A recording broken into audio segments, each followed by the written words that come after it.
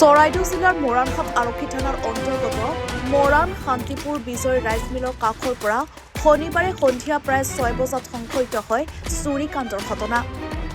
মৰাণৰ 1 নং বিষ্ণুপুৰ পাটকিৰি পথৰ নিবাসী মনিন্দৰ পালৰ কন্যা মহাশ্বেতা পালে টিউচন কৰাই নগৰৰ পৰা ঔষধ ক্ৰয় কৰিবলৈ আহি থকা অৱস্থাত এখন মটৰচাইকেলত অহা দুটা চিলনী চোৰে যুৱতীগৰাকীৰ হাতৰ পৰা মোবাইলটো থপিয়াই লৈ যায়। উল্লেখযোগ্য যে অতি দৰিদ্ৰ পৰিয়ালৰ যুৱতী মহাশ্বেতাই শিক্ষাৰ্থীক টিউচন কৰি পোৱা টকাৰে মোবাইলটো ক্ৰয় কৰিছিল। যুৱতীগৰাকীয়ে ঘটনা সন্দৰ্ভত মৰাণহাট আৰক্ষী থানাত এজাহাৰ দাখিল কৰিছে। আৰক্ষীয়ে চিচিটিভি কেমেৰাৰ ভিজুৱেল সংগ্ৰহ কৰি চিলনী চোৰৰ সন্ধানত অভিযান অব্যাহত ৰাখিছে যদিও মৰাণত প্ৰথমবাৰৰ বাবে সংঘটিত কৰা মোবাইল চিলনী চোৰক আটক কৰিব পৰা নাই। কি নাম তোমাৰ? মহাশ্বেতা পাল। কালি কি হ'ল তোমাৰ লগত? কালি মই টিউচন কৰা আহি আছিলো, তাৰপিছত মোৰ লগৰ ছোৱালীজনীক ফোন কৰিলো মেডিচিনৰ কথা সুধিবলৈ। তো ই ক'লে এইটো মেডিচিন। মই ক'লো নামটোতো গম নাপাওঁ। তাৰপিছত আকৌ মই এটা মানে আৰু এঘৰ টিউচন কৰা তাক সুধিলো যে আছে নেকি, ক'লে অঁ আছে। মই ক'লো ঠিক আছে আহি আছো। তাৰপিছত শ্ৰদ্ধাক মই ক'লো যে মেছেজটো হোৱাটছআপত দে। তো সেইটোৱে মানে মই ফোনটো থৈ পিনে হোৱাটছআপটো অন কৰিলো যে তাই মোক মেছেজ দিব। হোৱাটছআপ অন কৰিলোহে, মানে মেছেজটো মই চোৱাও নাই, সি দিলে কি নাই দিয়া, লগালগ সেইপিনৰ পৰা মানে বাইকত আহি থকা দুটা ল'ৰাই মোবাইলটো লৈ গ'লগে। ক'ৰ পৰা আহি আছিলে, ক'লৈ গৈ আছিলে? মই ৰাধাকৃষ্ণ মন্দিৰ ফালৰ পৰা এই টাউন কমিটি গলি দি টাউন ওলাই আছিলো। এই বৈদ্যনাথৰ মানে যাম মানে, আৰু সেই ল'ৰাকেইটা মানে মোৰ পাছফালে আহিছিলে, সেইটো গম নাপাওঁ। লৈ যোৱাৰ পাছতহে মই গম পালো মানে লৈ গ'ল বুলি। তাৰপিছত মই দৌৰি দৌৰি গ'লো, দাস বেকাৰী পাৰ হৈ পিনে গ'লো, কিন্তু মানে ইমান বাইক আছিলে কোনটো কি ধৰিব পৰা নাই। তাৰপিছত মই ঘূৰি আহি গ'লো।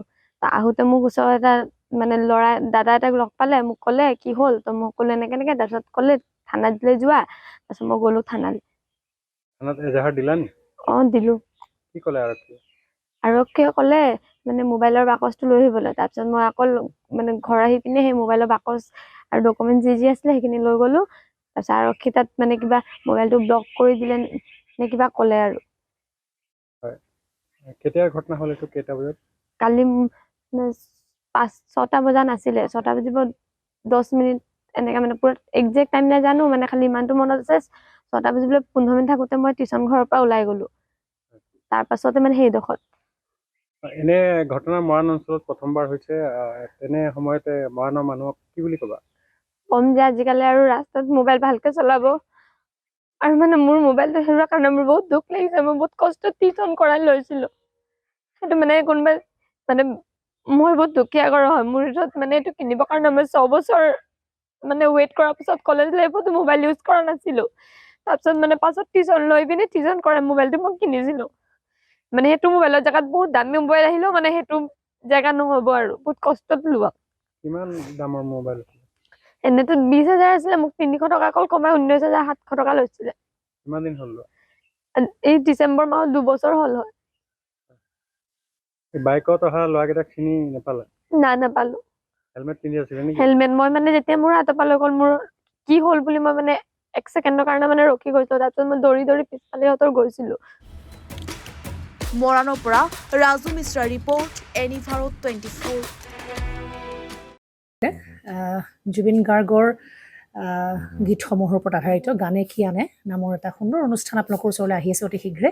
অহা 15 আগষ্টৰ পৰা ধেমাজিৰ পৰা প্ৰথম অডিশ্যন আৰম্ভ হ'ব, আৰু সেই অডিশ্যনৰ যোগেদি বিভিন্ন কণ্ঠশিল্পীসকলে যিসকলে এই অনুষ্ঠানত যোগদান কৰিব বিচাৰে, তেওঁলোকে এই অডিশ্যনৰ যোগেদি আগবাঢ়ি আহক। আৰু জুবিন গাৰ্গৰ বহুত ভাল লগা গান আমি সদায় শুনি আহোঁ। আৰু আপোনালোকৰ যদি ভাল লগা গান থাকে, জুবিন গাৰ্গৰ আপোনালোকে গাই ভাল পায়, তেন্তে অডিশ্যনত যোগদান কৰক। মোৰ ফালৰ পৰা আন্তৰিক শুভকামনা থাকিল এই সম্পূৰ্ণ অনুষ্ঠানটোলৈ। ধন্যবাদ।